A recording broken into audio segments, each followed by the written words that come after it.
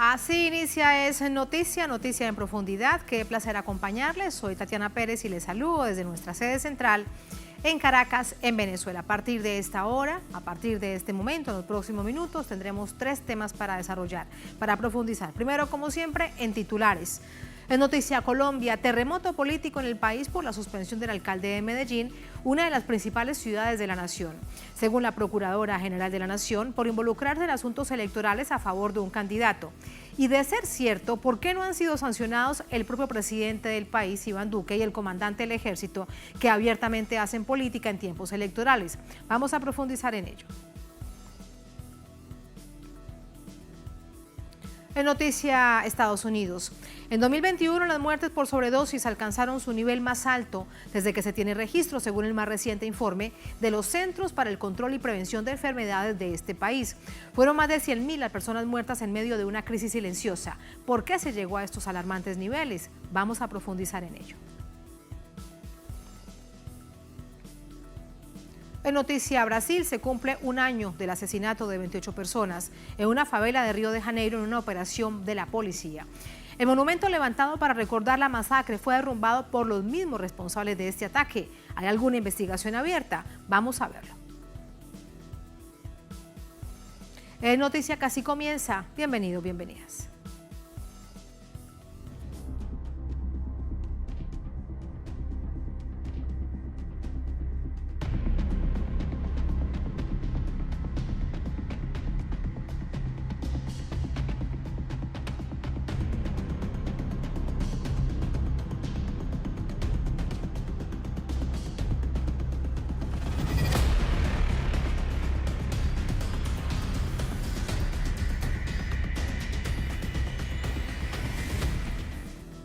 En Noticia Colombia, la Procuraduría General de la Nación suspendió de manera provisional, eso dicen, a los alcaldes de Medellín e Ibagué por supuesta participación en política de los mandatarios locales. Académicos, juristas aseguran que la Procuradora General del país, Margarita Cabello, es una funcionaria parcializada que desconoce la jurisprudencia internacional. Vamos a revisarlo. La decisión de la Procuradora de suspender al alcalde electo de Medellín, Daniel Quintero, y Andrés Fabián Hurtado, alcalde de Ibagué, ha sido fuertemente criticada. Para el expresidente de la Corte Constitucional, José Gregorio Hernández, el primero que debería responder por su participación abierta en política debería ser el jefe de Estado. Infortunadamente, el presidente de la República ha dado muy mal ejemplo y por esa razón muchos funcionarios, inclusive militares, han resultado interviniendo en política.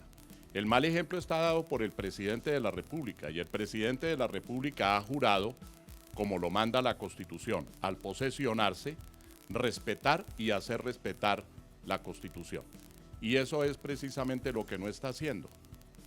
A través de las redes sociales de la Procuraduría, los colombianos y los mismos alcaldes se enteraron de la suspensión provisional de sus cargos, proferida por quien fuera la ministra de Justicia del presidente Iván Duque y quien asumió como Procuradora General de la Nación, Margarita Cabello. Como expresé el día de mi posesión, no se equivoquen conmigo. La Procuraduría seguirá vigilante y actuando con rigurosidad y contundencia para garantizar unas elecciones democráticas y transparentes para toda la ciudadanía. Juristas señalan que la Procuradora está participando en política a favor del candidato del exsenador Álvaro Uribe Vélez y que el silencio de Cabello ante los señalamientos públicos del general de las fuerzas militares, Eduardo Zapateiro, quien semanas atrás se pronunció en contra del candidato presidencial de izquierda Gustavo Petro, dan cuenta de su imparcialidad. La Procuradora solamente inicia esto y destituye y suspende por allá a un alcalde que es del Centro Democrático, que no ofrece pues ninguna visibilidad nacional, pero obviamente para llevarse entre los cachos al alcalde de Medellín, que por supuesto es un pez gordo de la política colombiana. De manera que uno lo que se pregunta es, ¿por qué la Procuradora no ha hecho lo mismo con el general Zapateiro? ¿Qué está esperando? Yo creo que el general Zapateiro no solamente intervino en política, sino que amenazó gravemente la democracia. Los académicos advierten que la cabeza del Ministerio Público desconoce el fallo de la Comisión Interamericana de Derechos Humanos y Tratados Internacionales, que establecieron que las personas que desempeñan cargos de elección popular no pueden ser destituidos ni inhabilitados por parte de decisiones administrativas. Aquí claramente lo que se está haciendo es actuaciones de hecho que en la esencia, en lo que uno puede conocer, sin conocer el proceso, es que se está prevaricando, se está abusando de la autoridad y eso es absolutamente ilegal en Colombia. La decisión de la Procuraduría coincide con los resultados de la encuesta presidencial que presenta Yanjas, en la que el líder progresista Gustavo Petro lidera la intención de voto con 40%, seguido de Federico Gutiérrez con 21%, resultados que se conocen a menos de 20 días de que los colombianos vayan a las urnas. Viviana Bello, Telesur, Bogotá, Colombia. A propósito de esta decisión de la Procuradora General de Colombia, son miles las personas que asistían a un plantón convocado por el alcalde de Medellín, en esta capital del departamento de Antioquia, Daniel Quintero, en rechazo a esta suspensión. Aún bajo la lluvia, la multitud se reunió en la plaza del centro administrativo conocido como La Alpujarra, en el centro de la capital antioqueña, en Medellín, en rechazo a la decisión de la procuradora Margarita Cabello. Allí ratificaron su apoyo a los candidatos, a los alcaldes electos democráticamente. En su discurso, Quintero señaló que la acción de la procuradora no puede asumirse de otra forma sino verlo como la gestación de una dictadura en Colombia.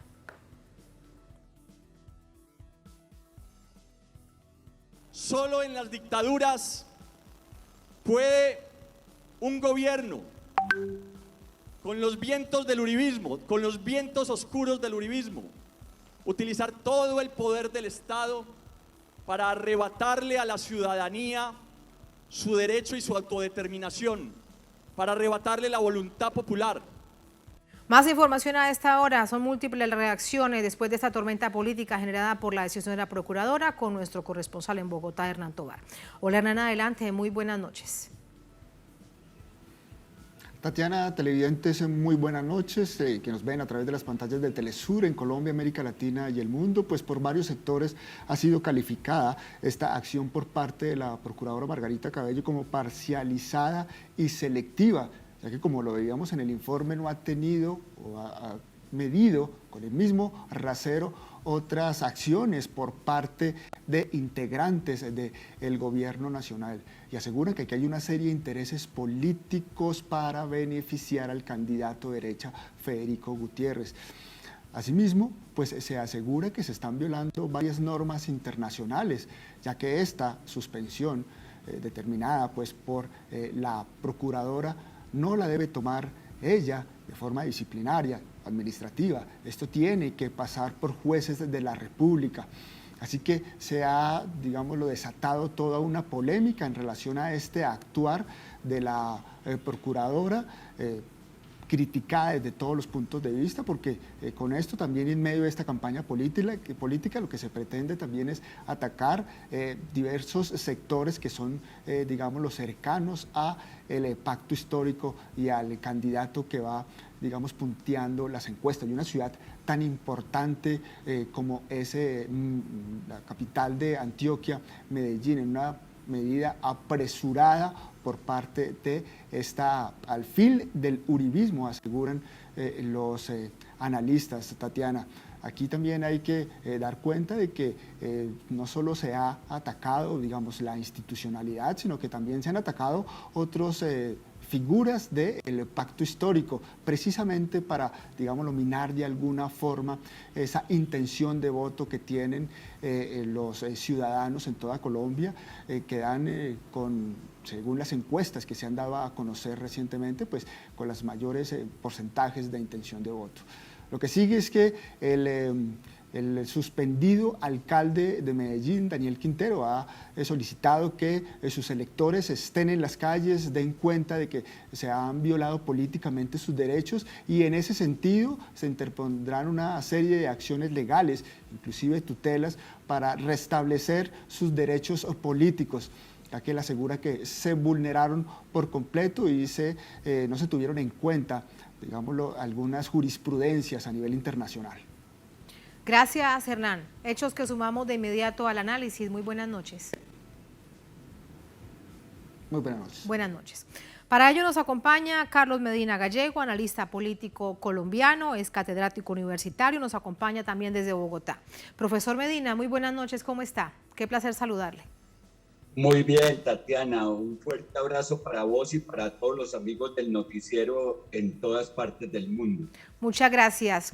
¿De qué manera debemos entender cómo mide la vara la Procuradora General de Colombia? Nada más y nada menos que la Procuradora General de Colombia.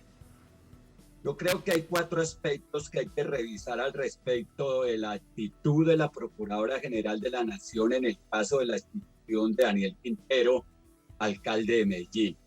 Lo primero que me parece a mí es que es un acto de retaliación por parte del uribismo contra este alcalde, que ya había sido atacado por este sector para tratar de sacarlo del ejercicio del poder democrático al interior del departamento de Antioquia y de la ciudad de Medellín, puesto que no representa los intereses de los contratistas.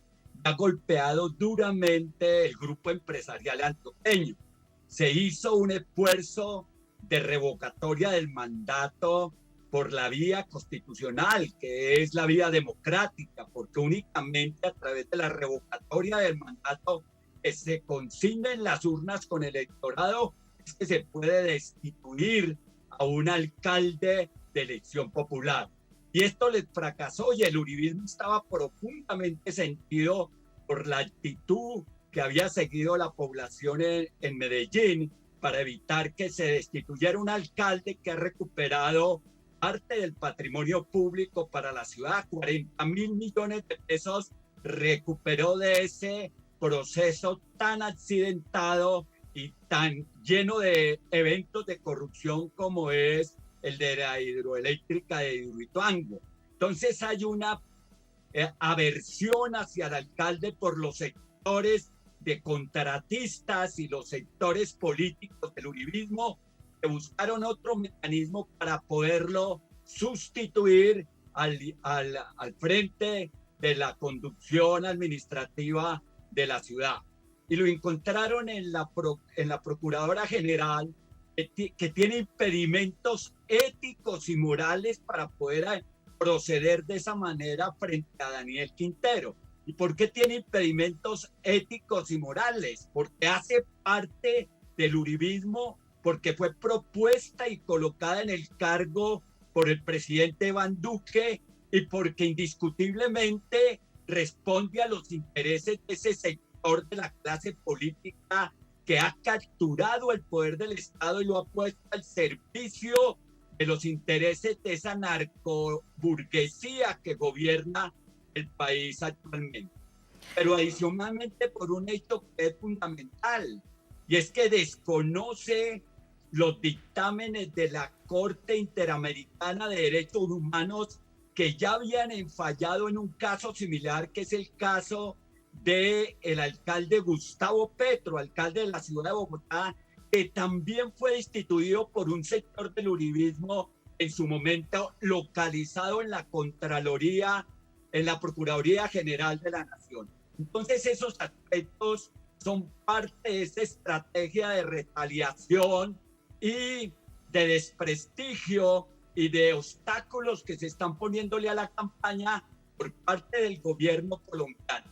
Y para terminar, un cuarto elemento es que la procuradora se señala tan eficiente en los aspectos de la protección de los procesos democráticos, no ha salido a sancionar al presidente de la República, que viene haciendo política abiertamente en favor del candidato Francisco Fico Gutiérrez, y tampoco ha sancionado a ese sector de las Fuerzas Armadas que también ha hecho proselitismo político contra la campaña del pacto histórico y del candidato Gustavo Petro. Profesor Medina, pero el comandante del ejército directamente, abiertamente, sí, es que no hay ni siquiera un pronunciamiento discreto, es que lo han hecho abiertamente.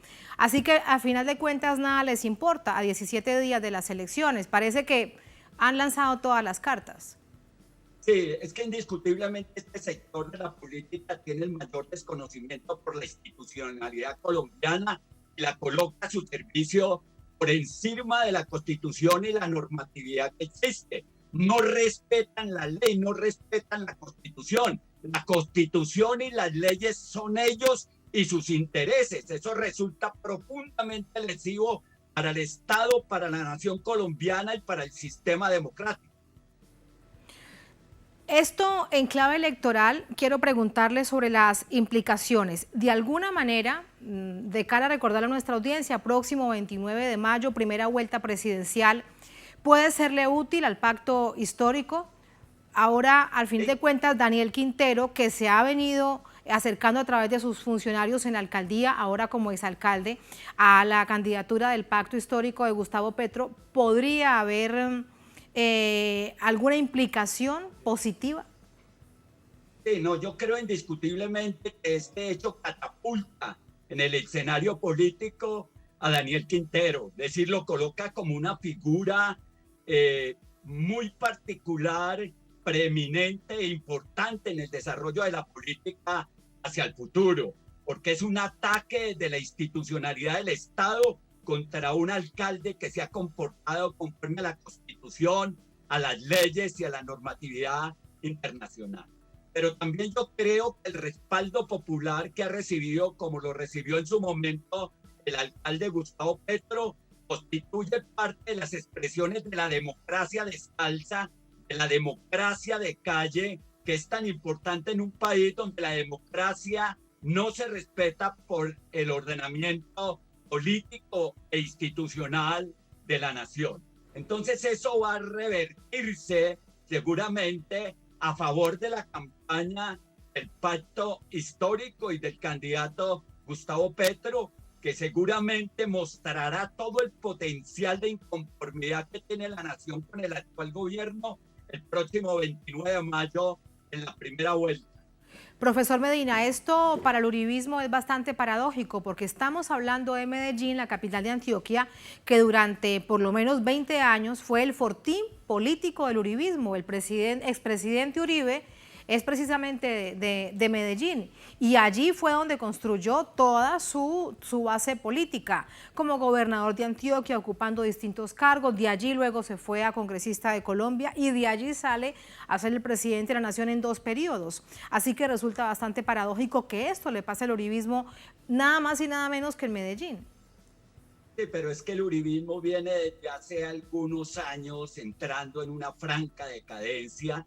La sociedad colombiana y la ciudadanía ha descubierto la naturaleza, los intereses y los particulares sesgos que el uribismo tiene por determinados sectores de la sociedad, entre los cuales se encuentran las fuerzas militares y las élites narco-paramilitares del país. Entonces la gente ya no le da el respaldo y ya no tiene la legitimidad que tuvo en otros momentos. Eso se expresa con toda claridad, como vos lo señalas, en su lugar de origen, en la ciudad de Medellín y en el departamento de Antioquia.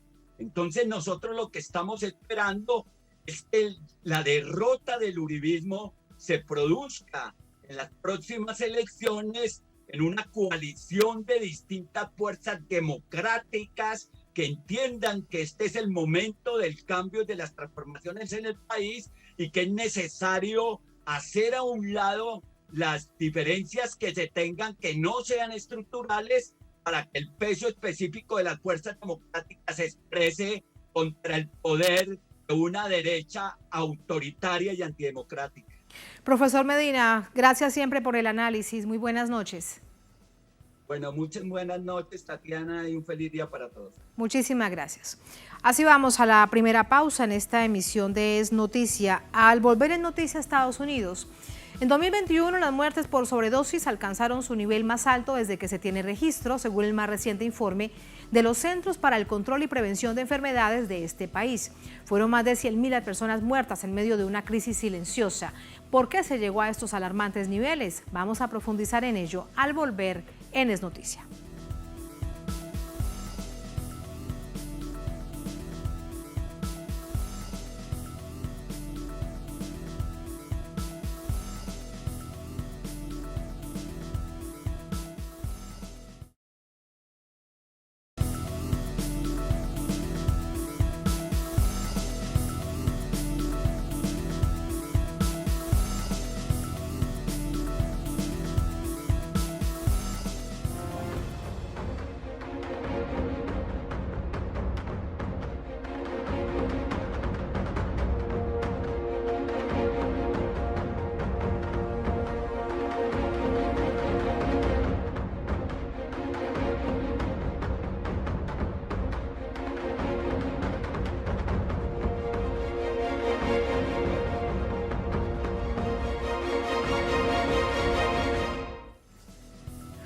En noticia Estados Unidos, más de 100.000 muertes por sobredosis de drogas se produjeron en 2021 según datos oficiales.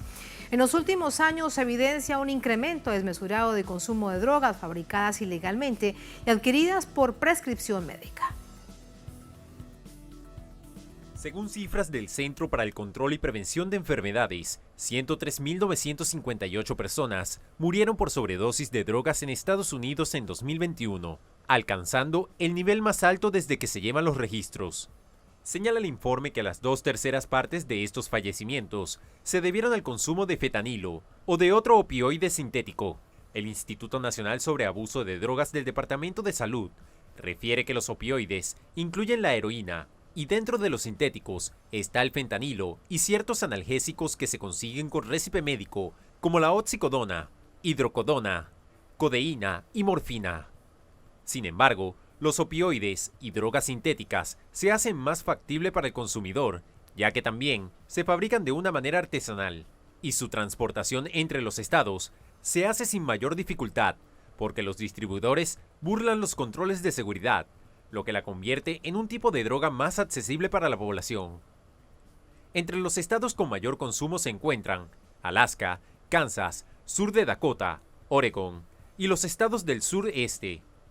El informe también indica que como consecuencia de la pandemia del COVID-19, en 2021, las muertes por sobredosis aumentaron 50% respecto al 2019.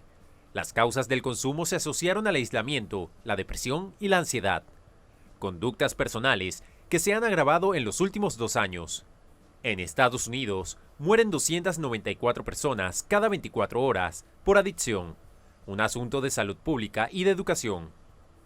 Algunos especialistas señalan que el origen de esta epidemia está en la prescripción médica desmesurada, en un país donde la sanidad es más vista como un negocio y no como un servicio público.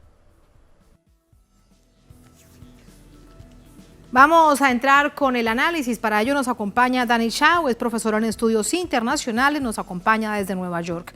Dani, bienvenido, muy buenas noches. Buenas noches, Tatiana. Muchas gracias por acompañarnos. Dani, lo primero que llama la atención es que si no aparece este informe de estos centros que aglutinan una gran organización en el país, pues realmente nadie dice nada. ¿A qué se debe ese silencio ante la gravedad del hecho? Sí, Tatiana, y no es algo nuevo. Esa pandemia de drogas, esa pandemia de sobredosis ya tiene años y décadas. La gran mayoría que se están muriendo son pobres, blancos pobres, puertorriqueños. Bueno, cada cultura tiene su subcultura y la heroína y los opioides y sus sobredosis son demasiado frecuentes aquí en muchos de nuestros vecindarios. Como la gran mayoría que son afectados por eso son pobres, pues casi no tenemos una voz en el gobierno ni en la gran prensa que nos representa. Hay que llegar a las raíces de ese problema, el origen de ese problema, que es la desigualdad, el bajo autoestima en muchos de nuestros familiares, la violencia sexual, o sea, una trauma social, una trauma generacional, y muchas personas están buscando cómo escaparse, y bueno, ahí que aparece el fentanil y la heroína y esas drogas como una forma de escape. Pero no son solamente estas drogas conocidas tradicionalmente tan dañinas como todas. Hay drogas que se fabrican en laboratorios que están circulando incluso sin prescripción médica. No hay nadie desde lo más local que haga control a esto en Estados Unidos, Dani. Lo que pasa es que utilizando el fentanil, ¿verdad? Eso cuesta mucho menos, es algo que se puede hacer en un laboratorio. Entonces el vendedor local, el pobre de abajo, para ahorrar, no sé, $20, $50, él va cortando las drogas con el fentanil y el impacto entonces puede ser un impacto demasiado fuerte y provoca entonces esos sobredosis. Es algo demasiado frecuente en nuestras familias, en nuestros vecindarios, que oímos de un joven o hasta una persona de edad que se da una sobredosis. Aquí se ha convertido en algo común. Entonces preguntamos cómo puede ser en el país más rico del mundo, con tanta retórica aquí de la democracia, ¿por qué estamos padeciendo tanto de esa pandemia? Es una pandemia que ha existido mucho antes que el COVID-19, pero cuando llega el COVID-19 hay más aislamiento social, hay más ansiedad, hay más desempleo, hay más problemas sociales que provocan que más personas buscan entonces ese escape, no pueden confrontar el día a día, se sienten como fracasos en la sociedad y ahí es que aparecen esas drogas como un escape temporáneo, pero algo que llega en muchos casos a la muerte, como estamos viendo en esas estadísticas alarmantes. Dicen, por ejemplo, a través de la información de este estudio lo siguiente: se trata de la continuación de una tendencia terrible, dicen los expertos del instituto. Los índices de muertes por sobredosis han ido en aumento desde hace décadas. Se incrementaron a un ritmo sin precedentes junto antes del comienzo de la pandemia de COVID-19 en Estados Unidos. Esto lo dijo la doctora Nora Volkan, directora del Instituto Nacional sobre el Abuso de Drogas. Así que no todo está directamente relacionado con la crisis de la pandemia, era una crisis que venía de antes. ¿Cuáles son las razones para que antes de la pandemia ya se viera esta situación tan grave, Dani? Según todos los estudios que yo he hecho por mi profesión como analista y como profesor, pero también porque mis propios primos y hermanos y demasiados familiares han padecido de eso, según todo lo que yo he estudiado a nivel político y a nivel personal, la gran mayoría de los sobrevivientes y los que se mueran es porque han sufrido una trauma sexual, una trauma de violencia doméstica, de violencia en su juventud, y ahí entonces no saben dónde ir para lidiar con esa trauma. Entonces la heroína se convierte en ese escape. Nosotros podemos ver claramente. Así que Dani, no hay un sistema público que atienda de una manera estatal como acción de carácter pública una situación de esta, no importa el caso que sea, pero es una necesidad de un paciente, además beberse de esta manera como una persona enferma para acudir al servicio social. Esto entonces no existe. Casi no hay trabajadores sociales, casi no hay maestros que vienen de nuestras comunidades. Muchas veces los maestros vienen de afuera, a los vecindarios latinos y afroamericanos. Muchos maestros, muchos trabajadores sociales, si es que son blancos de los suburbios o las afueras. Entonces ahí en las sobredosis podemos ver toda la desigualdad social. Entonces tenemos que entender que es el sistema que produce ese resultado inevitable. Por ejemplo, con la salud pública hay programas que se llaman methadone, son clínicas de methadone. Ellos te dan como una droga para reemplazar la adicción a la heroína. Entonces eso ha salvado, por cierto, muchas vidas, pero ahí entonces se convierte en otra dependencia, pero por lo menos es una dependencia que se recibe a través de pastillas o un líquido y no es algo que la gente se está inyectando en su brazo, como es el caso de heroína. Pero definitivamente, Tatiana, sí necesitamos mucho más ayuda, mucha más atención, y cuando están mandando $40,000 millones a Ucrania, es obvio que se han olvidado de nosotros. En una situación tan grave, cuando vemos que las estadísticas van en aumento, en 2021 más de 100,000 personas han muerto por sobredosis en Estados Unidos. Para despedirte, hay otro punto del que estabas reflexionando que quiero preguntarte un poco más.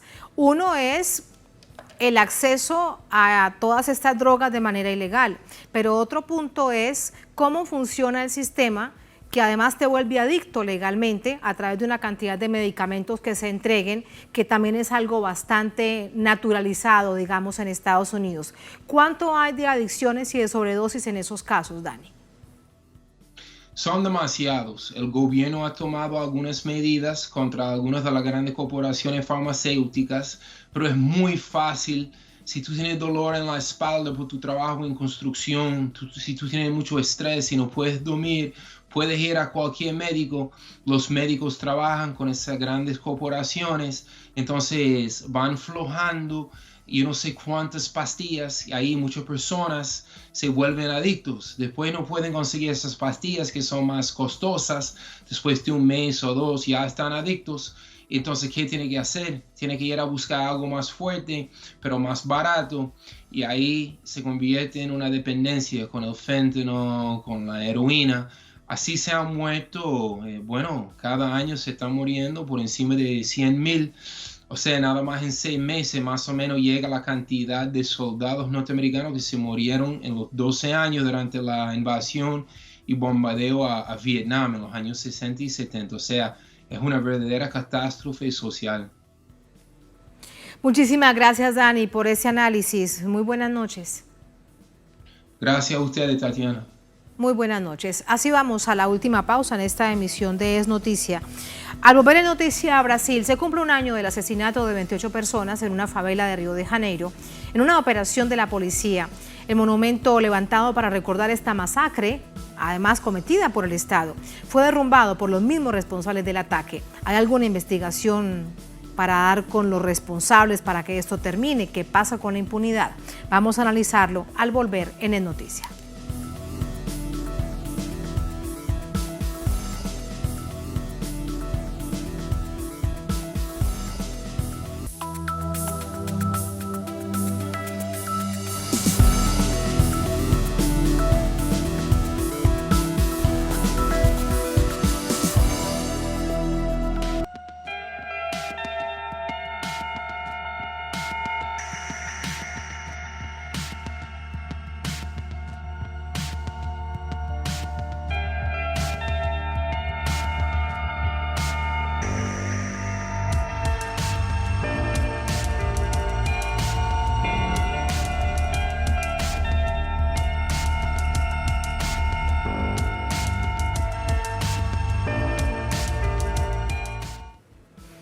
En Noticia Brasil, a un año de la masacre en la favela de Jacareciño, perpetrada por efectivos de la policía, donde fallecieron 28 personas, entre ellas un policía.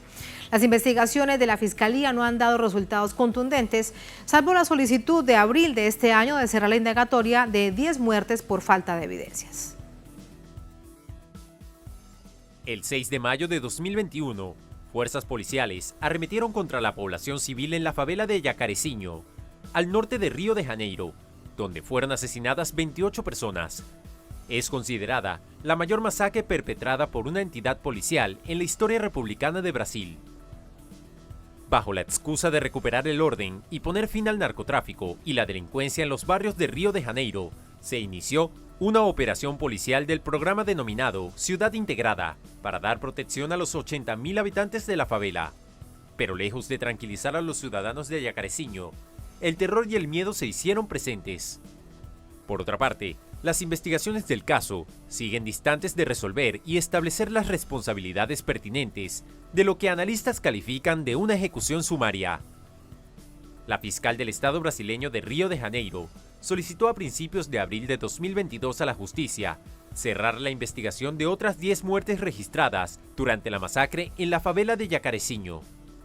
La decisión de poner fin a 4 indagatorias en abril se suma a 4 indagatorias que ya fueron presentadas en febrero de 2022. Como resultado, 15 de las 28 muertes ocurridas en la operación policial más mortífera de la historia de Río de Janeiro vieron interrumpidas sus investigaciones. En las 4 nuevas solicitudes de archivo, el equipo de trabajo del caso de la Fiscalía argumenta que no hay pruebas suficientes para continuar con las investigaciones, ya que no se localizaron testigos presenciales. Los testimonios divergen y los informes no sugieren ejecuciones ni levantamiento de cadáveres. Con esta decisión, solo 5 investigaciones siguen en curso por parte del grupo de trabajo de la Fiscalía y la justicia brasileña. El día de la masacre, se registraron más de 5 horas de intensos tiroteos. Las muertes ocurrieron en 13 lugares diferentes, tanto en los callejones como en las casas de los vecinos, lo que motivó investigaciones independientes por parte de la Fiscalía. Hasta el momento, solo una de estas 13 consultas ha resultado en una denuncia. En octubre de 2021, la justicia admitió la denuncia contra 2 policías por la muerte de Omar Pereira, de 21 años. Una audiencia está programada para el 30 de mayo de 2022.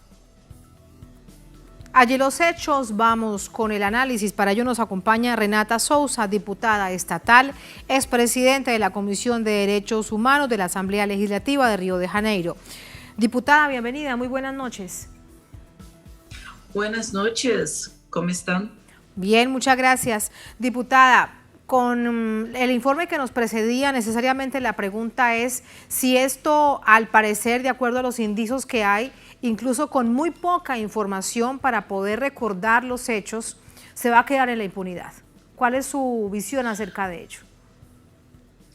Es terrible porque tenemos una situación donde la democracia brasileña está en peligro, porque tenemos 28 personas muertas en la operación policial. No hay voluntad política de hacer una investigación que responsabilice la policía de Río. ¿Cómo se recuerdan los hechos, diputada? Que en ese momento, ante la gravedad de la situación, no a los medios locales en particular, pues no les quedó más que contarlo, pero que además le dio la vuelta al mundo. Hoy, después de un año, ha pasado todo esto. ¿Cómo se recuerdan esos hechos? Exactamente, las familias se encuentran, están sin respuesta, porque el Estado permite que el racismo de la policía, todos los 27 personas que eran básicamente personas jóvenes, negros, que viven en la favela, que vivían, ¿no?, en la favela de Jacarezinho, eran considerados criminosos. Cuando en Brasil no tenemos pena de muerte, pero la punición es aplicada en las favelas de periferia con jóvenes negros asesinados pela própria policía. Entonces, tenemos una situación muy grave y nosotros hicimos una denunciación a ONU y OEA, justamente porque entendemos que hay una grave violación de los derechos humanos. Y sobre todo recordar que además entre las personas asesinadas por organismos de seguridad del Estado, por la policía en este caso, algunos además vestidos de civil, recordamos ese día hace un año, hay menores de edad, diputada. Exactamente, la policía no tiene voluntad política, pero en contra hay toda una situación de gobierno brasileño y gobierno de Estado de Río de Janeiro que utilizan de la violencia policial, de la letalidad policial como un refuerzo de su política genocida, en especial racista. Entonces, tenemos acción conjunta con los movimientos sociales para reivindicar una investigación y también justicia. Tenemos hoy una situación terrible también con relación a la memoria de esta violencia. Habían hecho los movimientos sociales y hicieron una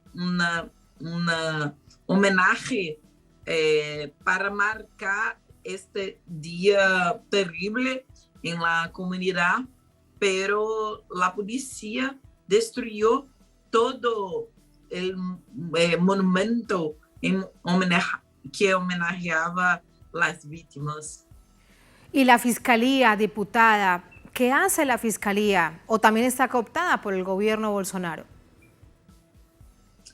Sí, el gobierno Bolsonaro es una terrible para Brasil. El Río de Janeiro es exactamente el lugar que Bolsonaro quedó-se como um dos mais votados, né, em las eleições. Eis aqui também em Rio, onde tuve uma organização bolsonarista que hace com que as polícias se vean acima da própria lei. Diputada, gracias por estas reflexiones, por ese análisis. Buenas noches. Buenas noches, muchas gracias. Gracias a usted. A usted, gracias como siempre por acompañarnos, por preferirnos. Cerramos esta emisión de noticias. Será hasta mañana. Sigan con nosotros.